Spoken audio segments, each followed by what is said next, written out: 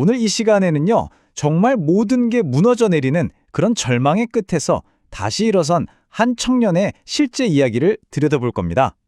이건 춘천지법원 기록에 실제로 남아있는 정말 한 편의 드라마 같은 재기 성공기예요. 자, 한번 상상해 보세요. 빚이 한 3,500만 원 정도 있어요. 그런데 갑자기 다니던 직장까지 없어져 버린 겁니다.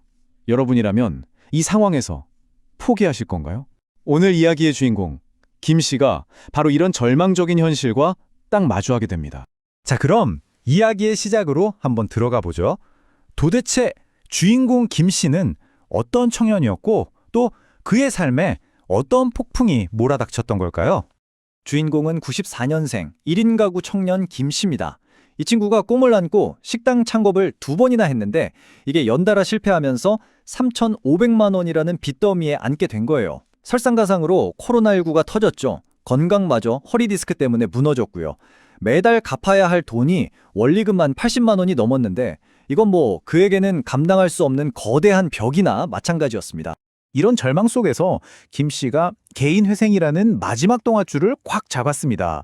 그리고 처음에는요, 진짜 모든 게 순조롭게 술술 풀리는 것 같았어요. 이 타임라인 한번 보세요. 와, 속도가 정말 놀랍지 않나요?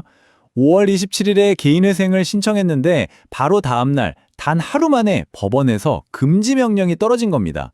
이게 뭐냐면 그 지긋지긋한 모든 빚 독촉이 올스톱된 거예요. 김 씨한테는 정말 한 줄기 빛과 같은 아주 희망적인 출발이었죠. 그런데 그 희망의 빛이 너무나 짧았습니다.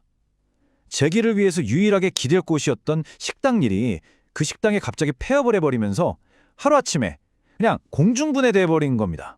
그는 다시 실업자가 됐어요. 그리고 법원에서 날아온 건 정말 차가운 한마디였습니다. 신청 기각. 왜냐고요? 갑자기 실직을 해버리니까 소득을 증명할 서류를 제때 못 냈다는 거죠. 모든 희망이 무너지는 바로 그 순간 이야기는 최악의 나락으로 떨어집니다. 하지만 김 씨는 여기서 주저앉지 않았습니다. 기각 결정이 나자마자 그는 포기 대신에 반격을 선택했어요. 그리고 이게 바로 재기의 첫걸음이었습니다. 그가 꺼내든 반격의 카드가 뭐였냐면 바로 즉시 항고라는 거였습니다. 이걸 아주 간단하게 말하면 이런 거예요. 판사님, 제가 일부러 서류를 안 낸 게 절대 아니고요. 갑자기 직장이 사라져서 낼 수가 없었습니다. 이렇게 자신의 억울한 사정을 법원에 아주 적극적으로 호소하는 절차인 거죠. 이 표를 보면 그 차이가 확 느껴지실 겁니다. 법원은 서류상으로 이 사람 정당한 사유도 없이 명령에 안 따랐네 라고 본 거지만 김 씨의 현실은 어땠나요? 예상치 못한 실직 후에 진짜 필사적으로 새 일자리를 구하는 중이었단 말이죠. 그러니까 즉시 항고는 이 차가운 현실과 법의 판단, 그 사이의 틈을 메우려는 절박한 외침이었던 겁니다. 자, 이제 이야기의 클라이맥스입니다. 법원이 다행히 그의 항고를 받아들여서 기각 결정을 취소해 줍니다. 하지만 그에게 주어진 건 안도감이 아니라 정말 숨막히는 시간 제한이었어요. 그에게 주어진 시간은 단 2주, 딱 14일이었습니다. 이 4단계가 그 숨막히는 사투를 그대로 보여주는데요. 법원의 최후 통첩이 떨어지고 정말 필사적으로 일자리를 알아보고 그리고 마감 단 이틀을 남기고 극적으로 새 직장을 구해서 서류를 제출하기까지. 와, 진짜 영화 같은 순간 아니었을까요?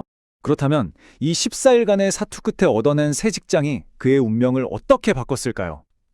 지금부터는 숫자가 그의 그 끈질긴 노력이 만들어낸 정말 놀라운 결과를 증명해 보일 겁니다. 첫 번째 핵심 결과, 바로 이겁니다.